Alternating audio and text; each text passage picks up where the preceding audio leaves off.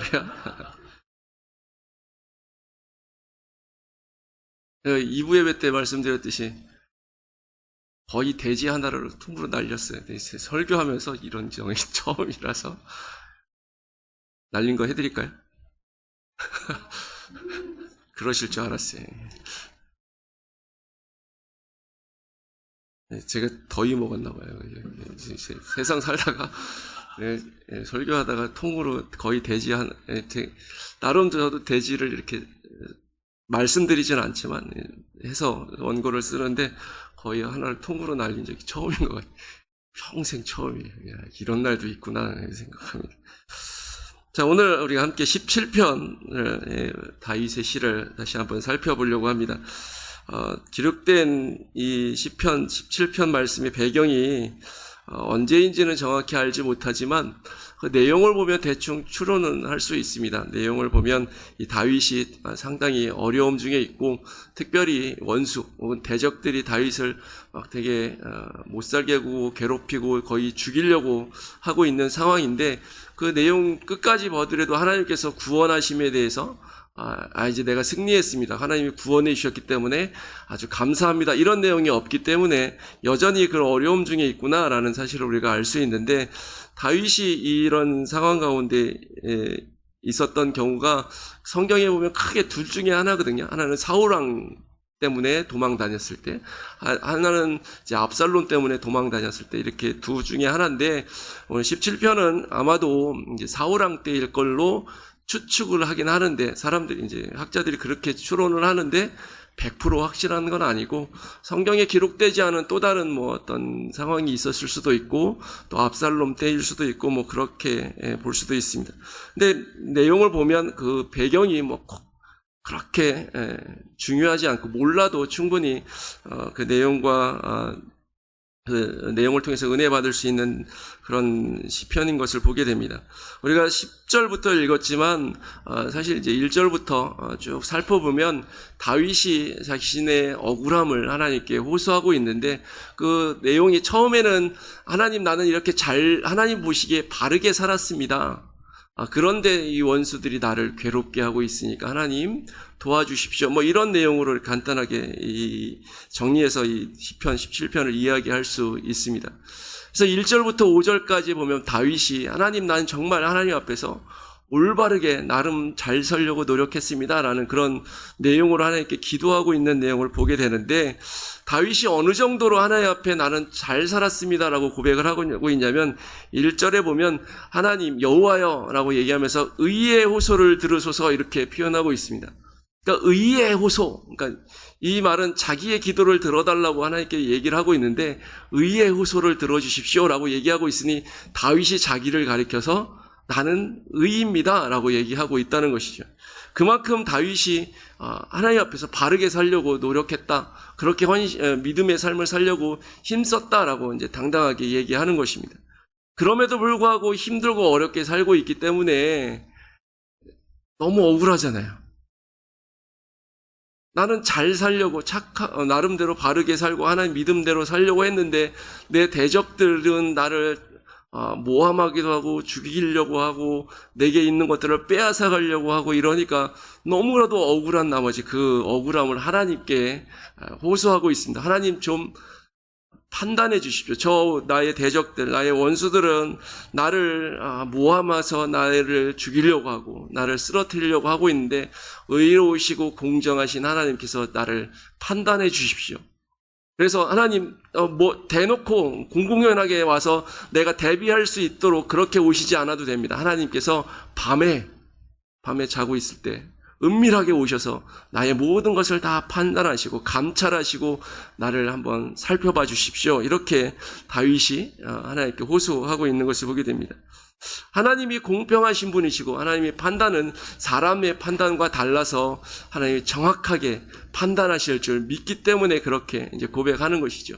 그러면서 다윗이 하나님이 나를 판단하시고 나를 감찰하셔도 나를 자세히 조사해 보아도 나한테서 흠을 찾으실 수 없을 겁니다. 대단하죠. 이렇게 고백할 수 누가 있겠어요? 근데 다윗은 근데 17편에서 그렇게 고백을 하고 있습니다. 근데 다윗이 나에게서 흠을 찾지 못할 겁니다. 못하셨습니다. 이렇게 고백하는 이유가 무엇이냐면, 이 다윗이 뭐라고 얘기하냐면, 하나님, 나는 입술을 스스로 삼가했습니다. 내 입을 삼가했습니다. 그래서 잘못된 말을 하지 않았습니다. 그리고 나는 주의 말씀을 따라서 모든 것을 삼가해서 그 주님의 길을 지키려고 아주 열심히 굳게 지키려고 노력했습니다. 라고 다윗이 고백을 하고 있는 것을 보게 됩니다.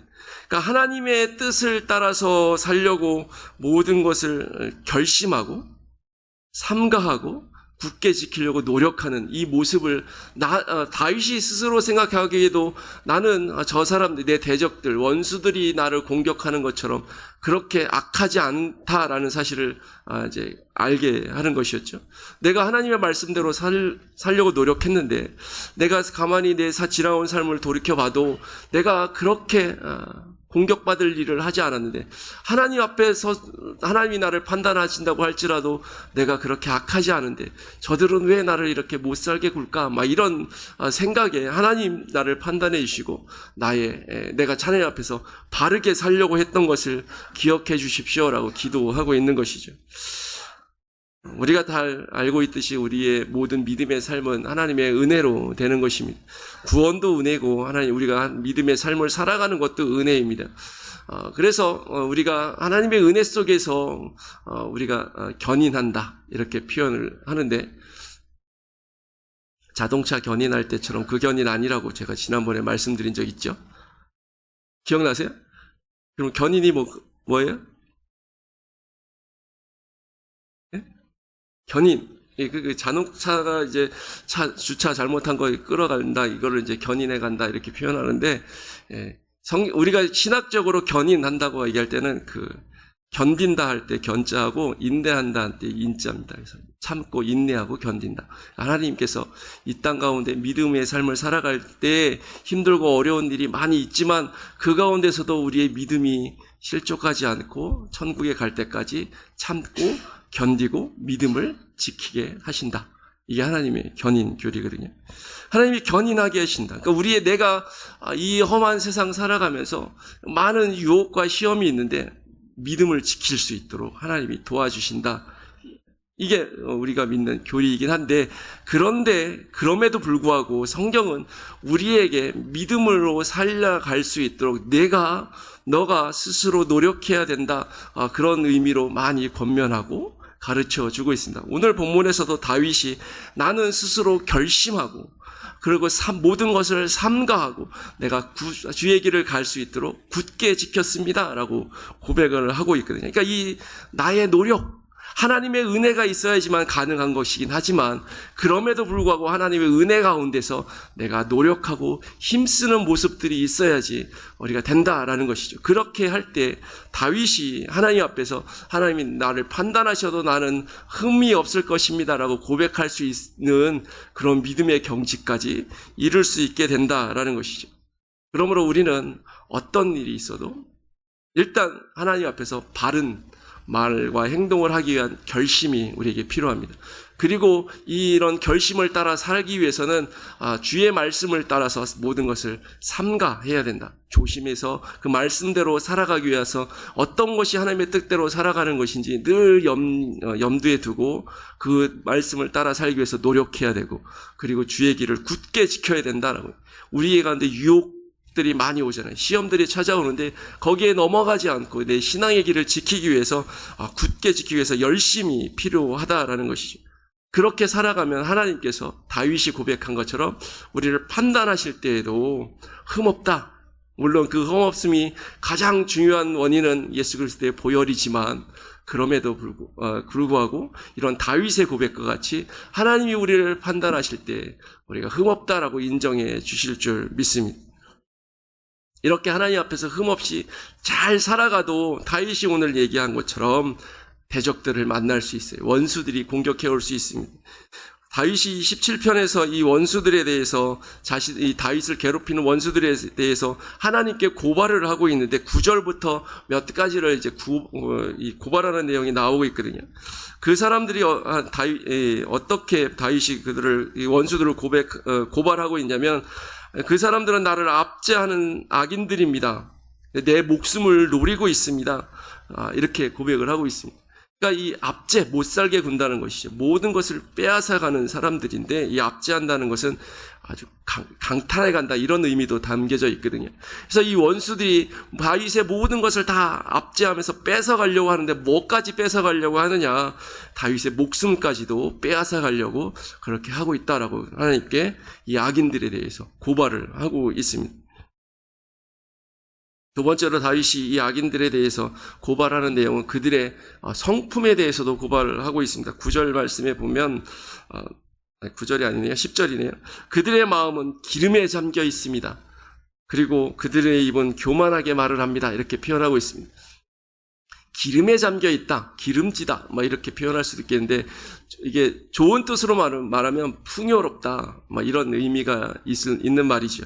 그런데 이게 마음이나 영혼에 빗대게 되면 대부분 아둔하고 무감각하고 그 다음에 하나님을 반역한다, 이런 의미로 쓰이게 됩니다. 그러니까 선악을 구분하지 못해요. 이 기름에 잠겨 있으면 상상해 보시면 뭔가 좀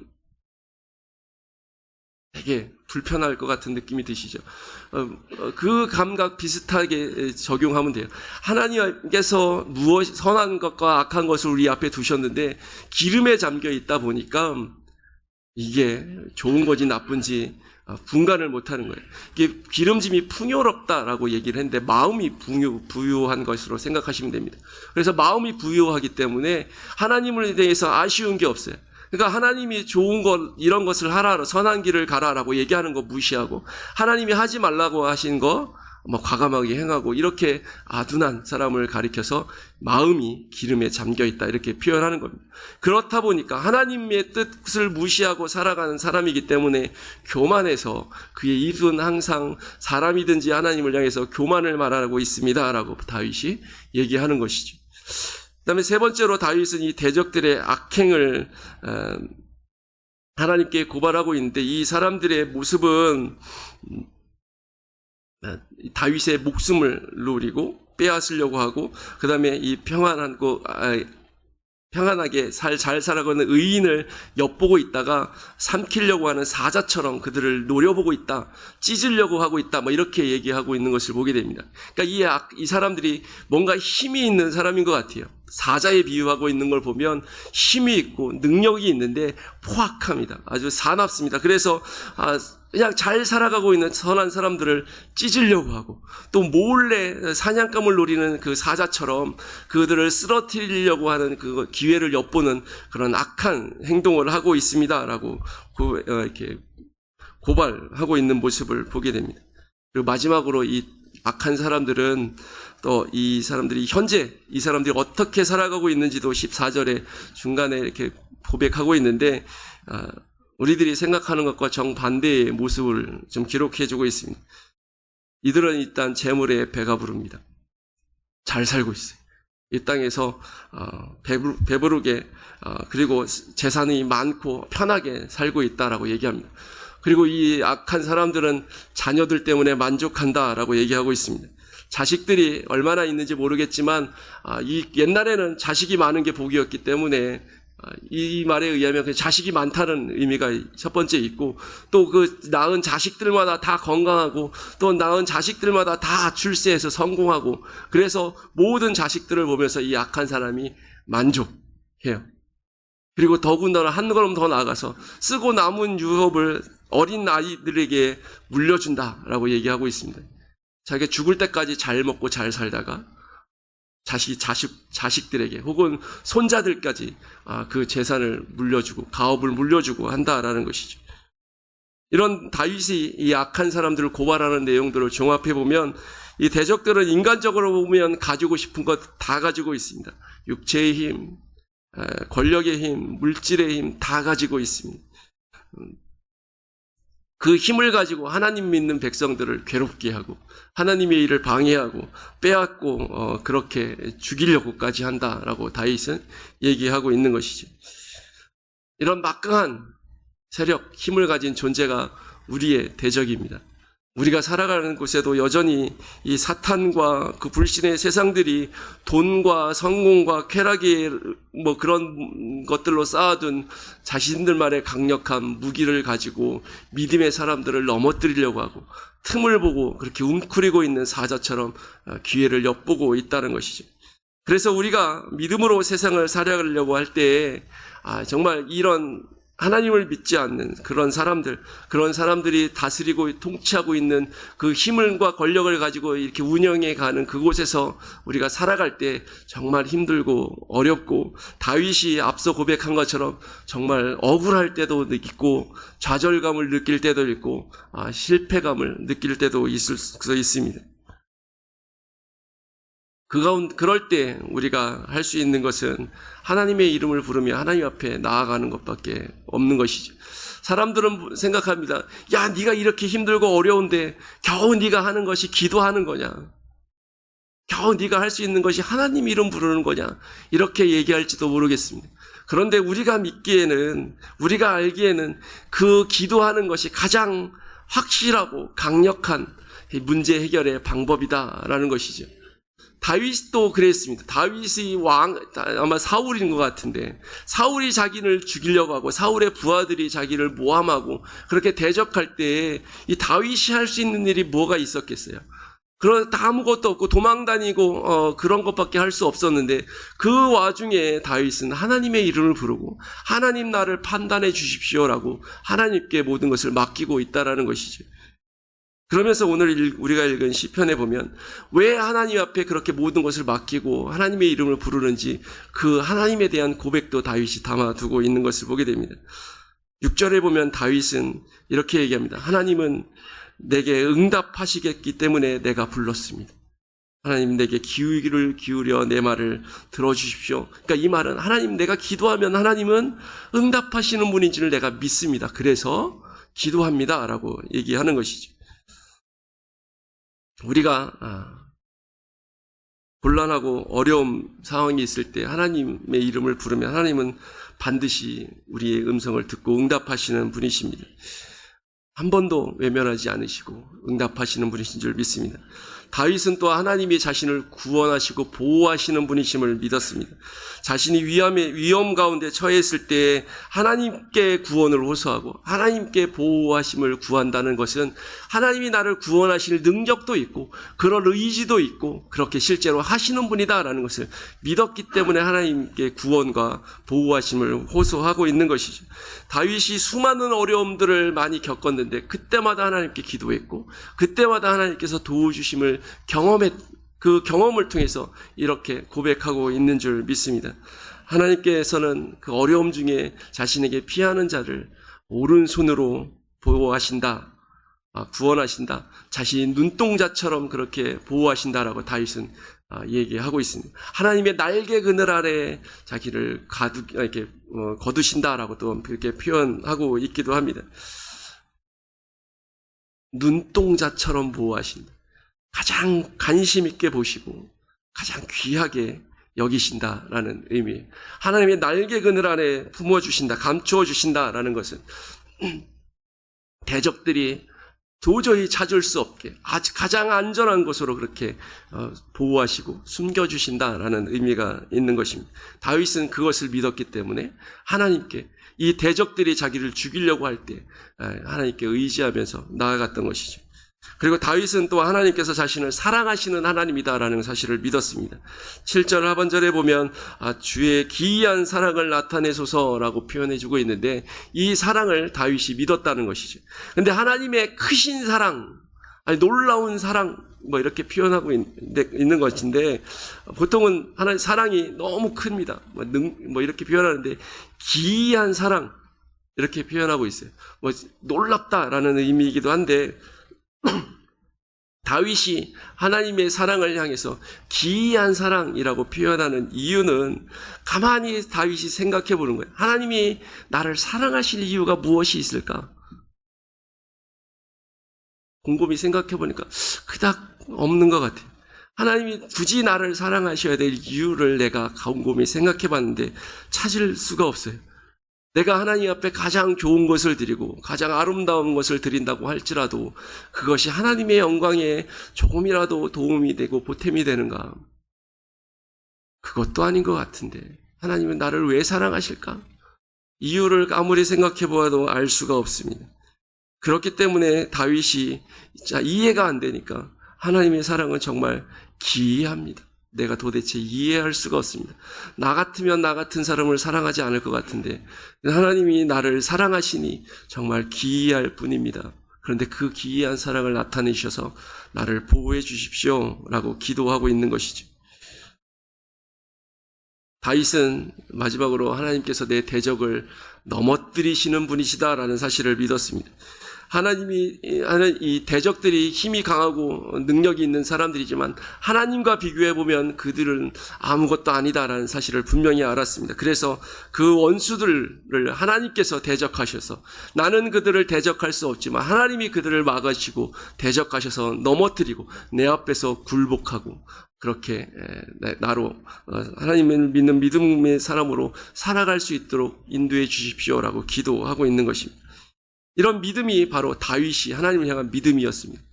이런 믿음이 있었기 때문에 다윗이 하나님 앞에 기도할 수밖에 없었다는 것이죠. 하나님이 나의 기도를 들으시고 나를 구원하시고 보호하시고 나를 사랑하시는 분이고 내 대적을 이기실 능력이 있으신 분이심을 모르면 기도하지 않겠죠. 근데 알면 기도하지 않을 수가 없게 되는 것입니다. 우리가 기도하지 않는 이유는 어떤 교수님이 그렇게 강의하는 걸 들은 적이 있어요. 왜 안 하는 줄 아냐? 네가 하나님을 몰라서 그렇다. 알면 기도하지 않을 수 없다. 다윗도 그런 것 같아요.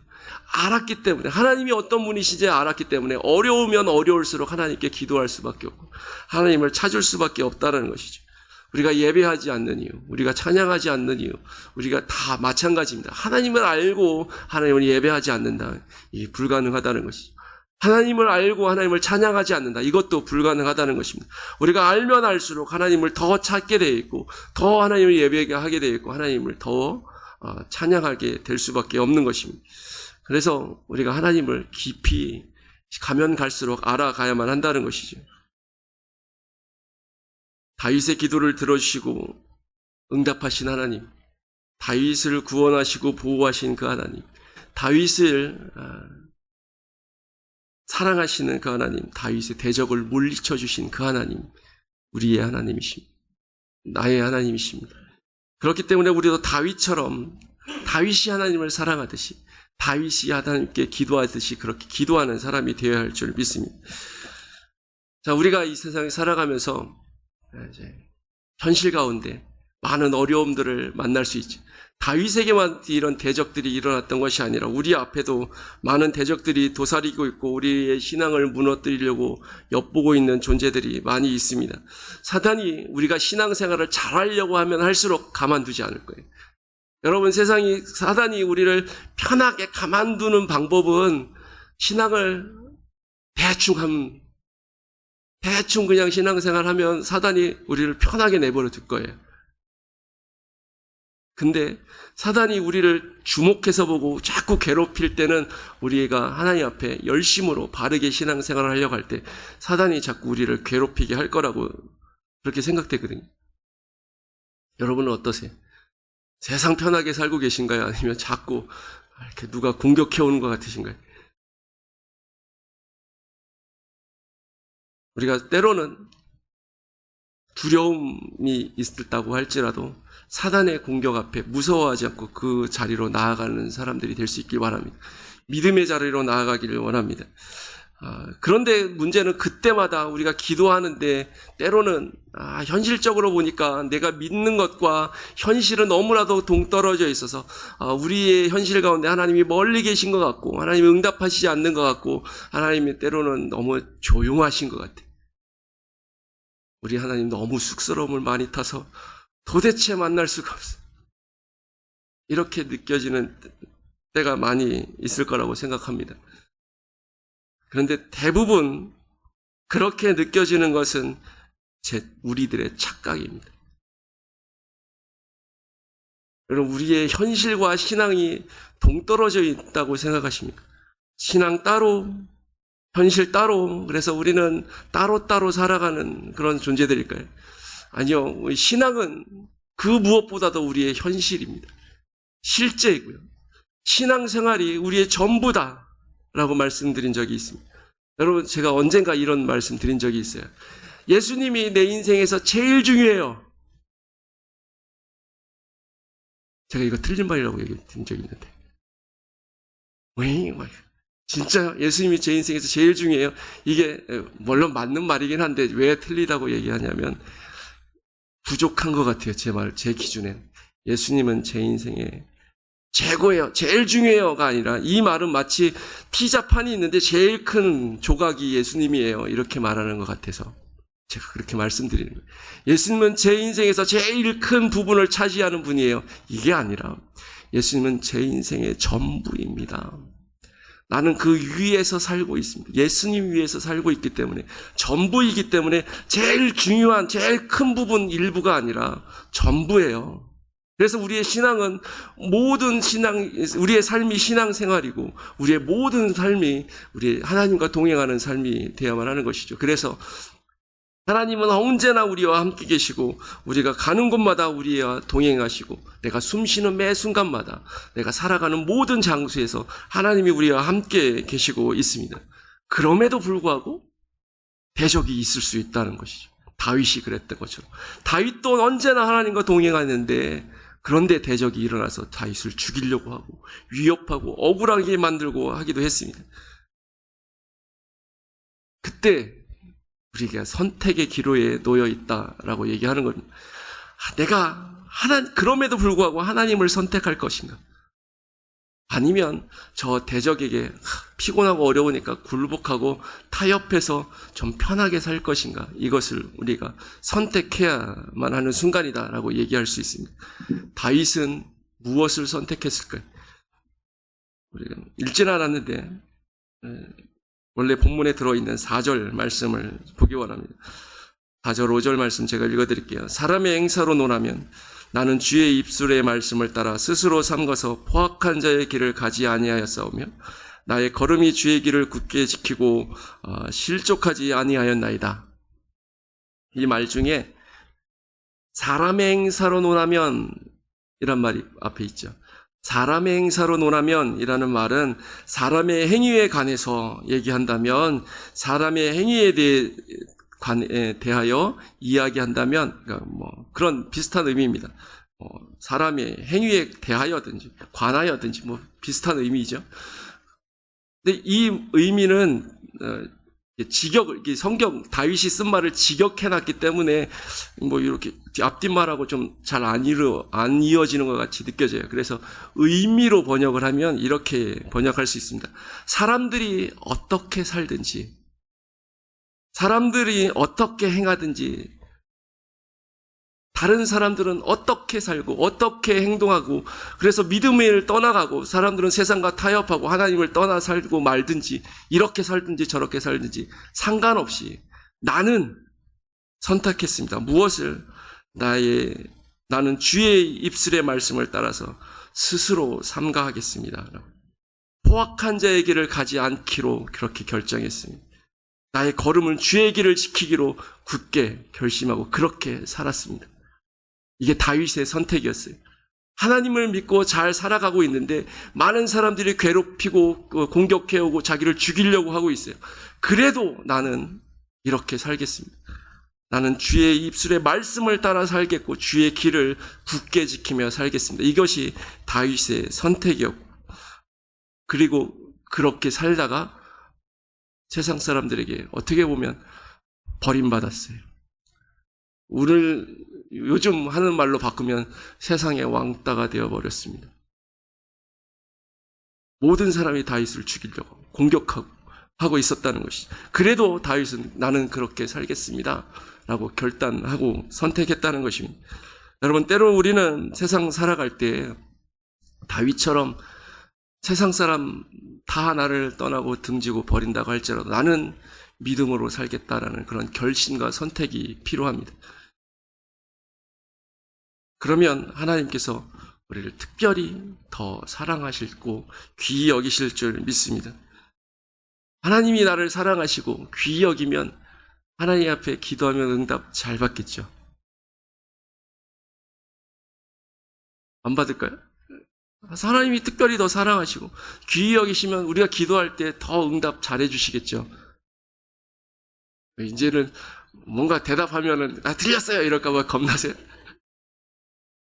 저도 하나님이 더 응답 잘해 주실 거라고 생각을 합니다.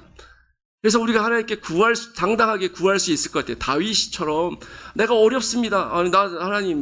나 하나님 말씀대로 살려고 했는데 너무 힘들고 어려워. 억울해요. 그러니까 하나님 도와주셔야 되고, 내게 응답하셔야 되고, 나를 이기게 해주셔야 됩니다라고 당당하게 다윗처럼 기도할 수 있을 것 같아요. 우리도 하나님 앞에 구하고 싶은 거 한번 당당하게 구해볼까요? 무엇을 구할 수 있을까요? 펑펑 쓰고 남아도 내가 죽을 때까지 다 써도 남을 만큼의 그 돈을 구해볼까? 아니면 모든 사람들이 다 우러러보고 부러워할 만큼 출세할 수 있도록 해달라고 기도해볼까? 재밌는 얘기 해드릴까요? 제가 멋모르는 30대 초반의 기도 제목이 하나 있었어요. 그래, 기도 수첩.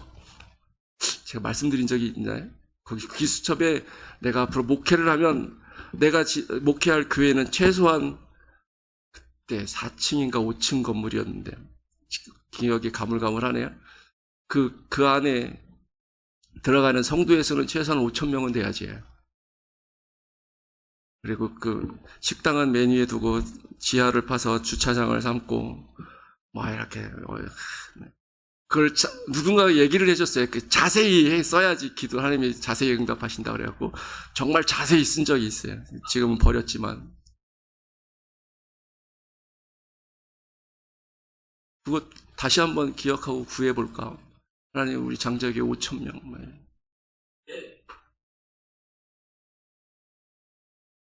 아니면 100세까지 팔팔하게 살아볼까?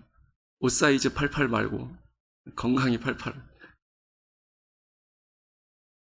아니면 행복하고 즐겁고 모든 일에 만족하면서 누가 보더라도 저 사람은 진짜 행복해 보여 이렇게 행복하게 살게 해달라고 기도해볼까? 생각을 해봅니다. 여러분들은 무엇을 구하고 싶으세요? 다윗이 오늘 마지막 15절에 이렇게 기도하고 있습니다. 그 어려움 중에 나는 의로운 중에 주의 얼굴을 배우리니 깰 때의 주의 형상에 만족하리이다. 다윗이 구하는 것은 내가 하나님 앞에 의롭게 살고 다른 사람이 그 의롭게 사는 것 때문에 나를 공격해오고 못 살게 하고 죽이려고 하는데 이때 내 의롭게 살아가는 하나님을 말씀을 따라서 내 주의 길을 굳게 지키며 살아가는 이때 내가 하나님께 구할 것이 하나 있습니다. 그것이 무엇이냐면 하나님의 얼굴입니다. 주의 얼굴을 나는 보고 싶습니다. 주의 형상에 만족하겠습니다라고 고백하는데 똑같은 의미예요. 주의 형상, 주의 얼굴 똑같은 의미입니다. 내가 주의 얼굴만 보면 나는 만족하겠습니다라고 얘기하고 있는 것이죠. 주의 얼굴이 무엇일까요? 하나님의 얼굴이 무엇이기에 다윗이 그것을 구했을까요? 여러 가지 의미가 있을 수 있는데 주석책에 쓰여있는 몇 개만 뽑아왔습니다. 주의 얼굴은 하나님의 임재다. 주의 얼굴은 하나님의 은혜고 주의 얼굴은 하나님의 관심이고 하나님께서 귀하게 여기신다는 그런 의미다. 그리고 주의 얼굴은 하나님이 사랑한다는 의미다. 예, 다윗이 구한 것은 그거였습니다.